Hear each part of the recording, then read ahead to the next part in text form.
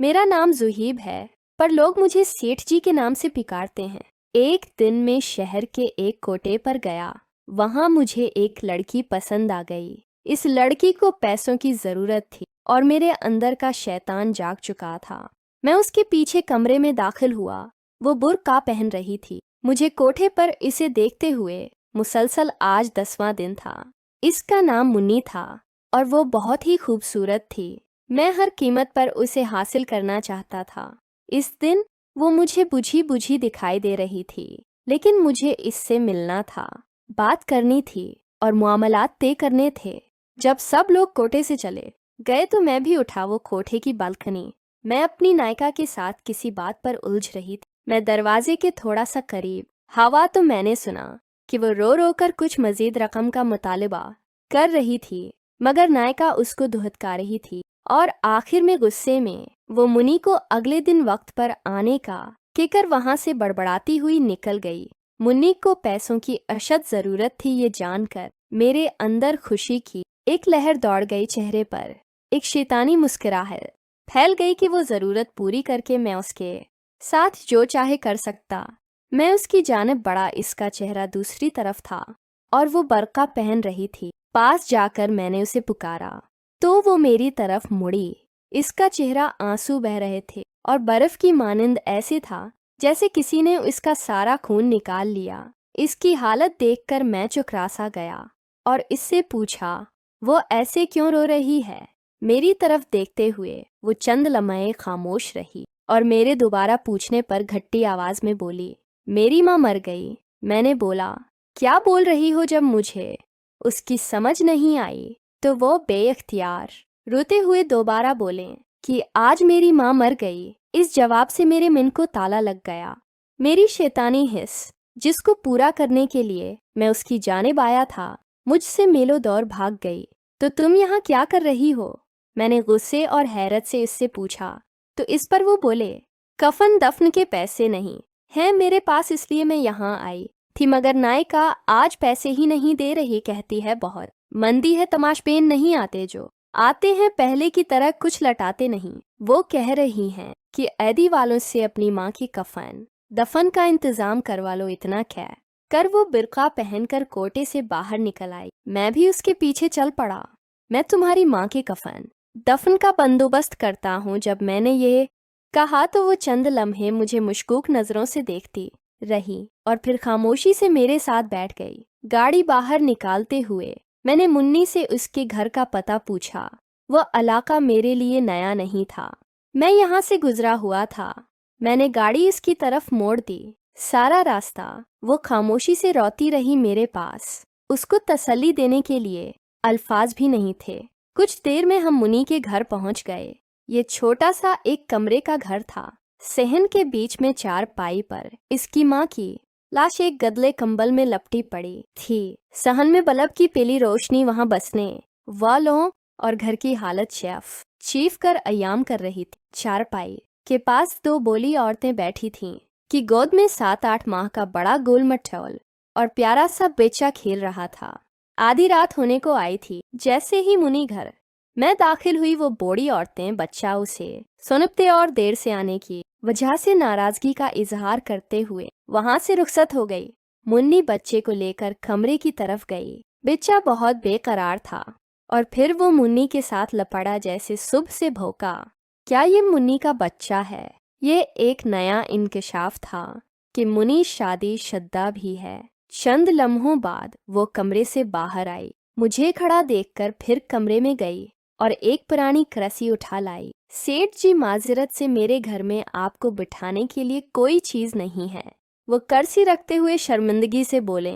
मैं सिर हिलाते हुए इस करसी पर बैठ गया। कुछ समझ नहीं आ रहा था, कहाँ से शुरू करो। तुम्हारा असल नाम क्या है? मुन्नी बलाखिर में ने उससे पूछा। वो छिप रही, शायद बताना नहीं चाह रही थी। फिर बोली मुनीरा। मेरे दोबारा पूछने पर इसने आहिस्ता से कहा। फिर मैंने कहा, बहुत अफसोस हुआ तुम्हारी माँ की वफात का। इस पर वो खामोश रही। फिर मैंने कहा, तुम्हारा बाप भाई कोई है? उसने खामोशी से नहीं मैं सिर हिलाया। मैंने पूछा, ये बच्चा तुम्हारा है? तो उसने खामोशी में हमें सिर हिलाया। میں نے کہا تمہارا شوہر کہاں ہے؟ تو اس پر وہ بولی چھوڑ کر چلا گیا۔ میں نے کہا تم ہیرا مندی کیسے گئی؟ تم مجھے ناچنے گانے والی تو نہیں لگتی۔ اب وہ نظریں اٹھا کر مجھے دیکھتے ہوئے بولی، سیٹھ جی قسمت وہالے گئی، گھر میں کوئی مرد نہیں تھا، ایک بیمار ماں اور بچے کی ذمہ داری تھی، کہیں اور کام نہیں ملا تو نہ چاہتے ہوئے بھی مجبوری یہ راستہ اختیار کرنا پڑا۔ کچھ عرصہ نائکا نے ناچ گانا سکھایا اور پھر یہی کام پر لگا دیا۔ وہ اس کام کے 200 روپے دیتی ہے اور ساتھ میں وہاں بیٹھے لوگوں کا بچہ کھچا کھانا جو میں گھر لا کے اپنی ماں کو کھلاتی ہوں اور خود بھی کھاتی ہو۔ برقع میں آتی جاتی ہوں جس سے محلے میں کسی کو پتہ نہیں چلتا اور ایک بھرم قائم ہے۔ سیٹھ جی ایسے کتنی ہی بے سہارا ہے غلام لڑکی کیا معاشی حالات کے ہاتھوں مجبور ہو کر ان کوٹھوں پر ناچنے پر مجبور ہیں۔ آپ لوگوں کو کیا پتا وہ کتنی مجبور ہو کر کہ یہ قدم اٹھاتی ہیں۔ کوئی لڑکی کی اپنی خوشی سے یوں سب کے سامنے اپنی عزت نیلام نہیں کرتی۔ جو لڑکیاں ایک بار اس دلدل میں گر پڑتی ہیں پھر وہ دھنستی چلی جاتی ہیں اور پھر اس میں ہمیشہ کے لیے ڈوب جاتی ہے۔ یہ سب کچھ بتاتے ہوئے منیرا کے لہجے میں بے بسی اور بے چارگی تھی، جیسے وہ کسی ناکردہ گناہوں کی سزا کاٹ رہی ہو۔ میں کچھ دیر اس کے چہرے کو دیکھتا رہا، پھر کچھ نوٹ نکالے اور اس کے ہاتھ میں تھماتے ہوئے بولا، کل اپنی ماں کی تدفین کروا لینا اور بچے کے لیے راشن پانی لے لینا۔ وہ اتنے سارے نوٹ ایک ساتھ دیکھ کر حیران ہو گئی، کیا ہوا؟ میں نے اس کو یوں چپ دیکھتے ہوئے پوچھا، مجھے ان روپے کے بدلے کیا کرنا ہوگا؟ وہ ڈرتے ڈرتے پوچھ رہی تھی، شاید یہ سوچ رہی تھی کہ ان نوٹوں کے بدلے سیٹ پتہ نہیں کب تک اس کا فائدہ اٹھائے گا۔ اس کی بات سن کر مجھے اپنے آپ سے اتنی نفرت ہوئی کہ میں خواہش کرنے لگا کہ زمین پھٹ جائے اور میں سما جاؤں۔ مجھے احساس ہوا کہ میں ذلت اور اپنے کردار کی پستی کی آخری حد کو چھو رہا تھا۔ میں اس بے حس معاشرے میں ایک تنہا اور بے سہارا لڑکی کی مدد کر رہا تھا، مگر وہ اس کو بھی ایک ڈیل کے طور پر سمجھ رہی تھی۔ شاید جہاں سے میں اٹھ کر آیا تھا وہاں پر جانے والے لوگوں سے بغیر کسی وجہ کی مدد کی توقع نہیں کی جاتی۔ میں نے لرزتی آواز میں جواب دیا، تمہیں کچھ نہیں کرنا پڑے گا اور تم آج کے بعد کوٹھے پر نہیں جاؤ گی، اپنے گھر میں رہو گی۔ ہر مہینے تمہیں کچھ رقم بھیج دوں گا، تم نے کرنا بس یہ ہے کہ جو بچہ تمہاری گود میں ہے اس کی تربیت ایسے کرو کہ یہ ایک دن بڑا ہو کر تمہارا سہارا بن سکے۔ یہ جو رقم میں بھجواؤں گا یہ تم پر قرض ہے، اور جب تمہارا بیٹا جوان ہو جائے گا، ایک قابل انسان بن جائے گا تو تم مجھے واپس کر دینا۔ منیرا حیران پریشان کھڑی مجھے دیکھ رہی تھی، اس انسان کو جس کے سامنے ابھی وہ ناچ کر آئی تھی وہ ایسی باتیں کر رہا تھا۔ پھر وہ بے آواز پڑی، مجھ سے وہاں رکا نہیں گیا۔ میں نے منیرا کے گھر کا پتہ لیا اور اس کو اپنا کیا وعدہ یاد کروا کہ وہاں سے رخصت ہو گیا۔ سارے راستے میں یہی سوچتا رہا، مجھے تم سے کچھ نہیں چاہیے، مجھے تم سے کچھ نہیں چاہیے منیرا۔ جو تم نے مجھے دیا ہے میں اس کا احسان ساری عمر اتار نہیں پاؤں گا۔ تم نے مجھ میں انسانیت کو جگہ دیا جو میں شیطانی اس کے نیچے دبا کر مار چکا تھا۔ تم نے مجھے پھر سے انسان بنا دیا۔ ہاں، اس واقعہ کے بعد میں ان تمام برے کاموں سے توبہ کر کے اس کی بارگاہ میں گناہوں کا بوجھ لے کر حاضر ہوا۔ ہر روز اس کے سامنے اپنے گناہوں کا احترام کرتا، اس سے معافی کی درخواست کرتا۔ میں باقاعدگی سے ہر مہینے منیرا کو کچھ رقم بھجواتا رہا۔ کئی دفعہ دل کیا میں اس مسیحا کو مل کر آؤں جس کی وجہ سے مجھے ان تمام گناہ اور بد کاریوں سے نجات ملے، مگر ہر دفعہ ایک شرمندگی آتی رہی کہ کبھی میں اپنی شیطانگیاں وہ اس کے لیے اس کا پیاسا تھا۔ اور پھر وقت گزرتا چلا گیا، دن مہینوں میں بدلنے لگے اور مہینے سالوں میں تبدیل ہوتے گئے، مگر میں منیرا کو بھولا نہیں تھا۔ وہ بھی میری طرح بولی ہو گئی ہوگی اور اس کا بیٹا بھی جوان ہو گیا ہوگا، پتہ نہیں کسی قابل بنا ہوگا، اپنی ماں کا سہارا بنا ہوگا کہ نہیں۔ میرے بچے جوان ہو گئے تھے، زندگی اتار چڑھاؤ کے ساتھ مسلسل چل رہی تھی۔ ایک شام چھٹی کے دن جب میں اپنے گھر میں موجود تھا تو ملازم نے آ کر مجھے بتایا کہ ایک عورت اور اس کے ساتھ ایک جوان لڑکا अब से मिलना चाहते हैं। मैं पूछा कौन है, तो इस पर मेरा मुलाजिम बोला, मालूम नहीं साहब, पहली बार उनको देखा है। मुलाजिम ने मोदबाना लहजे में जवाब दिया। मैंने कहा, अच्छा उन्हें ड्राइंग रूम में बैठाओ, मैं आ रहा हूँ। कौन हो सकता है, यही सोचते हुए मैं ड्राइंग रूम की तरफ बढ़ा। जब मैं ड्राइंग रूम में दाखिल हुआ तो मैंने देखा एक औरत पर नूर चेहरे के साथ सफ़ेद बड़ी चादर में खुद को छिपाए हुए हाथ। मैं एक पुरानी डायरी ले खड़ी थी और इसके साथ अच्छे कपड़ों में मलबूस एक बड़ा हैंडसम नौजवान खड़ा था।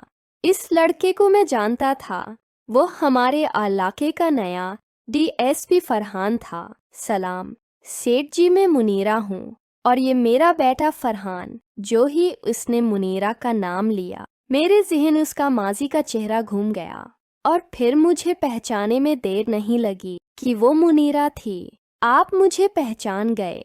मैंने सिर हिलाते हुए हाँ हमें जवाब दिया और उनको बैठने का इशारा किया तो मुनीरा फिर अपने बेटे से मुखातब होकर बोले, फरहान बेटा, ये मेरे मसीहा जिनकी बदौलत तुम्हारी माँ उस दलदल में गड़ते गड़ते निकली और यही है जो तुम्हारी पढ़ाई के साथ तुम्हें यहाँ इस मकाम पे लाने का जरिया है।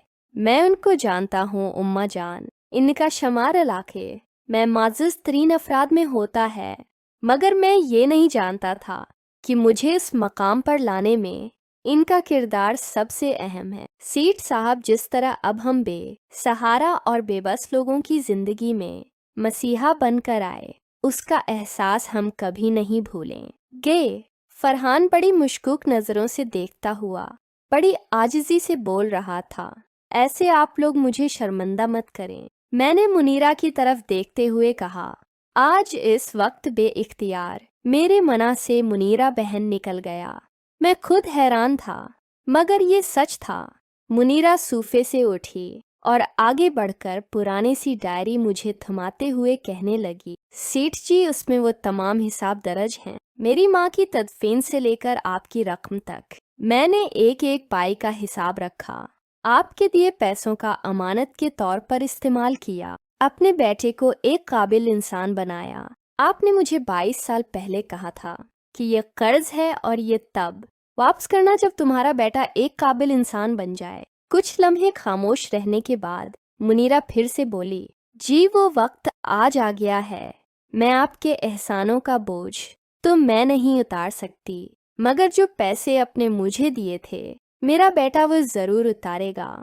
और अब से दरख्वास्त है, आप कार इनकार मत करें। मैं मुनीरा को बड़ी तहसीन नज़रों से देख रहा था। आखिर इसने वो कर ही दिखाया। ये सब सुनकर मेरे दिल में इसकी इज्जत और एहतराम और बढ़ गया। मैंने तुमको बहन माना है मुनीरा बहन, और मैं तुमसे ये पैसे वापस नहीं ले सकता हूँ। मुझे हम शर्मिंदा मत करो। मेरे रुके रख अल्फाज में पैसे न लेने की माजरत छिपी थी, मगर वो बज़त थी। मुझे इसके सामने हार माना पड़ी और वो तमाम पैसे जो मैं उसको रकम की सवर्त में भेजता था उसको वापस लेने की हामी भरनी पड़े। फिर वो दोनों मुझे अपने नए घर का पता देकर और आने की ताकीद करके वहां से चले गए। अगले दिन मैंने अपनी बेगम को कहा कि मैंने तुम्हें किसी से मिलवाना है, मेरे साथ चलूंगी शाम को।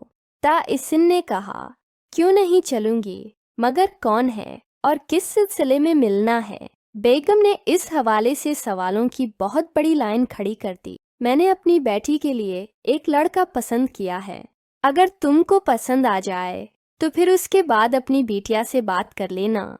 मैंने मुख्तसर लफ्ज़ों में इससे वजह बताई। अगले दिन ने और मेरी बेगम मुनीरा के घर में थे। मेरी बेटी को भी फरहान बहुत पसंद आया।